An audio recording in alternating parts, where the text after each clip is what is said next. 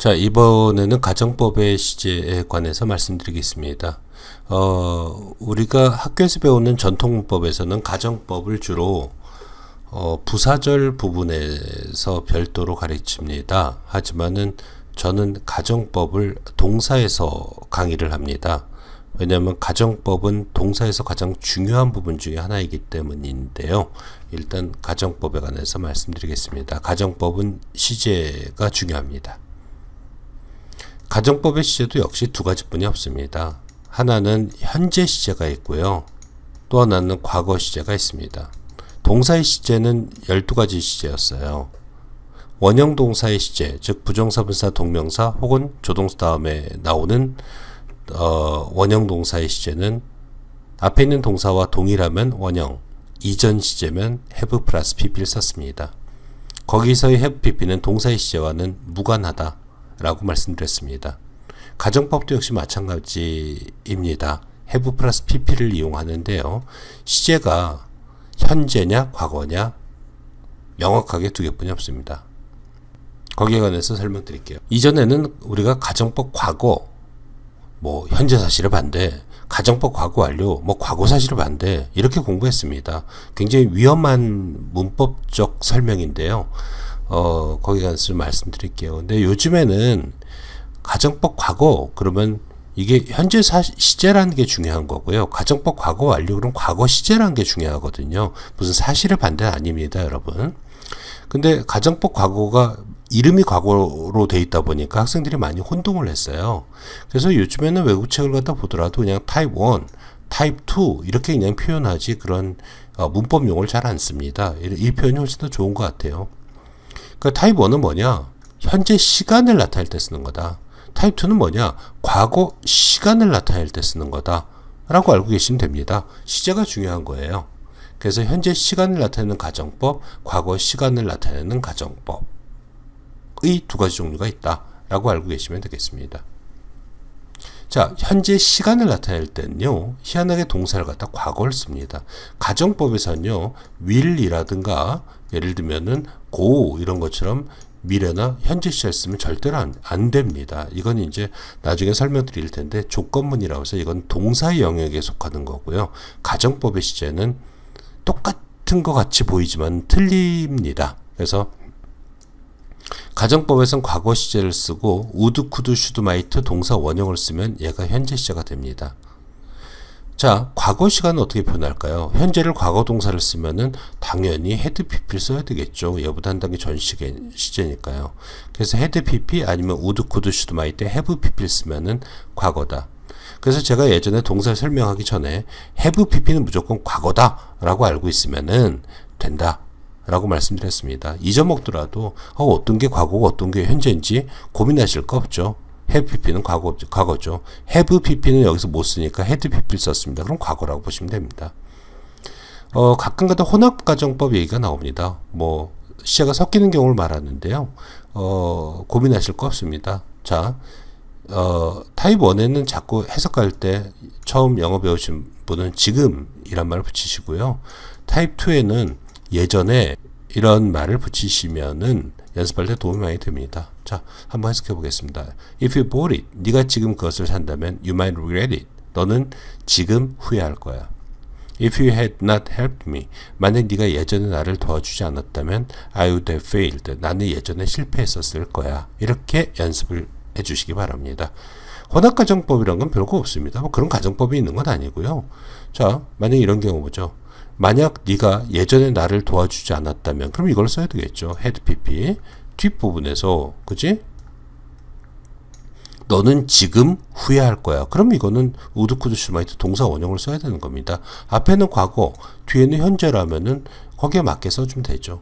그죠? 이걸 갖다 혼합가정법이라고 따로 공부하실 필요는 없습니다.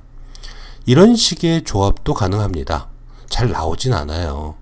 If you bought it, I would have failed. 예를 들면은 이런 식의 조합도 가능은 합니다. 단지 여기서는 전제 조건이 있어요. if절 안에서 만약 네가 지금 그것을 산다면 일 때는요.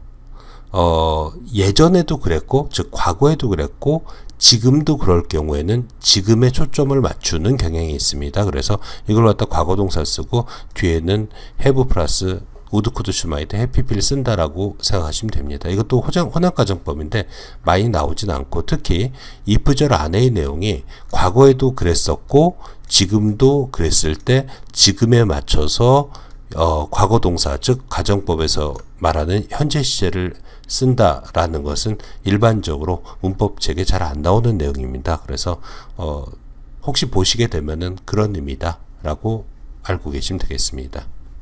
자, 타입 3로 넘어가겠습니다. 타입 3는 예전에 제가 문법 배울 때 무슨 가정법 미래인가 뭐 이렇게 배웠어요. 그러니까 이 가정법의 문법 용어가 완전히 엉망으로 되어 있습니다. 미래를 나타내는 게 아닌데도 가정법 미래래요. 그래서 자, 그냥 타입 3로 하겠습니다. 외우시면 됩니다. 많이 안하용법이라고 보시면 됩니다. 그럴 리는 없겠지만 이라는 표현을 쓸 때는 if절 안에요. what 혹은 should를 쓴다.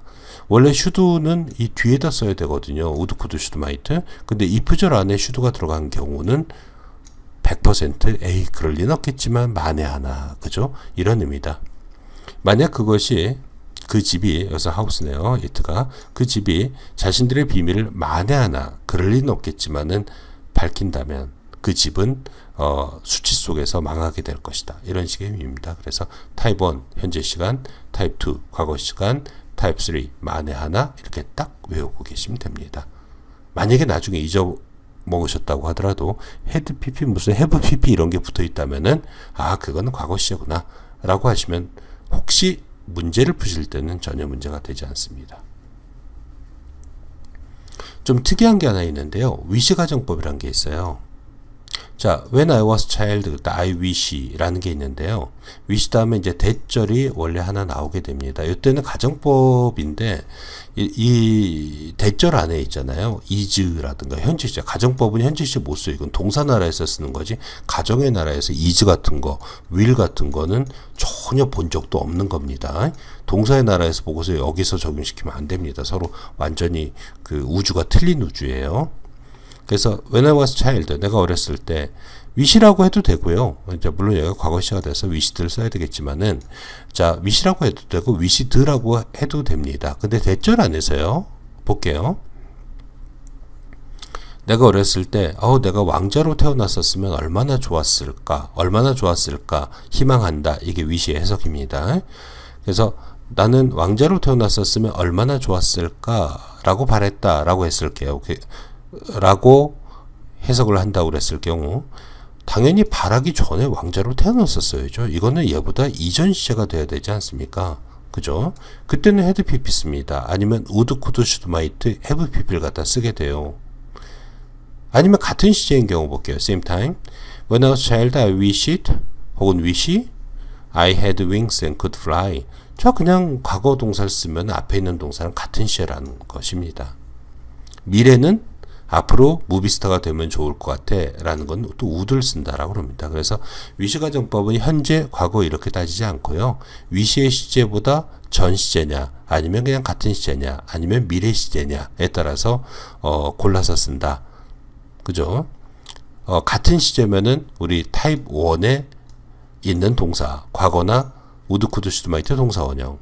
만약에 이전 시제면 예전에 왕자로 태어났었으면 이전 시라면 had pp나 would, could, should, might, have pp를 쓴다. 그래서 일반적인 가정법의 문장, 즉 현재인지 과거인지를 따지는 문장과는 조금 차이가 난다 라고 알고 계시면 됩니다. 최소한 여기다 is나 will 같은 거 쓰는 오류를 범하시면 그건 좀 안 됩니다. 위시절 안에서는 이런 거 못 쓴다. 이건 동사에 날아가서 알아봐라. hope 같은 거는 쓸 수 있겠죠. 그러면 제가 맨 처음에 이런 말씀 드렸습니다. 우리가 문법적에서 흔히 배울 때 저기 타입 1, 그러니까 가정법 과거라는 문법은 현재 사실에 반대야. 이런 식의 문법적 설명이 제가 예전에 배울 때 있었거든요.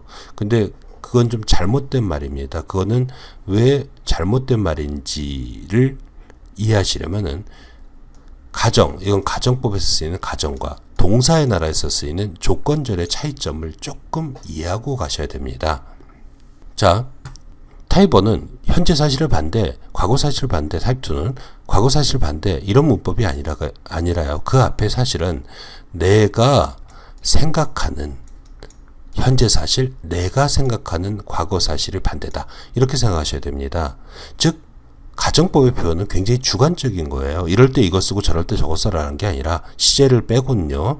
제가 쓰고 싶거나 제 생각이 그렇다면 쓰는 겁니다. 무슨 의미냐? 자, 이제 조건, 자, as if를 썼는데요. as if는 가정법도 되고 조건도 됩니다. 두 개는 같은 시제예요. 가정법에서 과거는 현재 시제고 얘는 조건문, 즉 동사의 12가지 시제가 있는 나라의 동사예요. 얘는 가정법에 두 가지뿐이 없는 나라의 동사고요. 시제가 두 가지뿐이 없는 나라의 동사란 말입니다. 자, 이 경우는 어떤 차이가 드냐? 자, 이게 조건문이고요. 얘가 가정법입니다. 시제도 똑같고 우리말 의미도 똑같습니다. 우리말은 가정과 조건의 차이가 없어요. 영어에만 존재합니다. 그래서 그걸 간단히 쉬운 예로 설명을 드릴게요. 위의 문장은 그는 그의 생명이 위험에 빠진 것처럼 행동하네 라고 했을 때 his life가 in danger 하다는 건요. 제가 인식하기엔 실제와는 무관합니다. 그걸 제가 알 수가 없어요. 실제와는 무관하게 제 생각에 진짜라고 생각되는 경우에 쓸 수 있습니다. 어떤 사람이 물에 빠졌어요. 근데 저 사람이 진짜 위험한 것처럼 보여요. 그럼 119에 전화해서 아저씨 저 사람이 지금 위험에 빠진 것처럼 행동하네요 라고 말하는 게 위에, 즉 조건문이라고 부르는 겁니다. 가정법은 어떤 의미냐면요. 실제 상황과는 그러니까 실제 진실과는 무관합니다. 그는 행동하는데요. 저 아저씨 액션 리얼하네 이런 의미로 쓴 겁니다. 저 아저씨 진짜로 위험에 빠진 것처럼 행동하네. 야, 연기 잘하는데? 라는 의미에서 쓰이는 거죠. 따라서 제 머릿속에는 his life or in danger가 아니라고 생각하는데 그런 것처럼 혹은 그렇다면 이라고 해석할 때 우리가 가정법을 쓰는 겁니다. 그래서 가정과 조건은 이런 차이점이 있는데요. 사실 이 차이점도 많이 무너지고 있다고 보시면 됩니다. 외국 사람들이 쓰는 것들도 책 같은 데를 보면은 이 두 개를 혼동해서 쓰는 경우도 꽤 많습니다. 자신들도 어렵겠죠.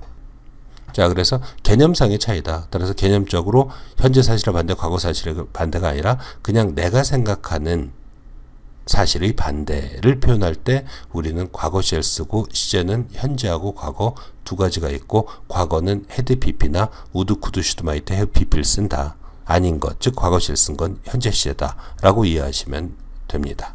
이상입니다.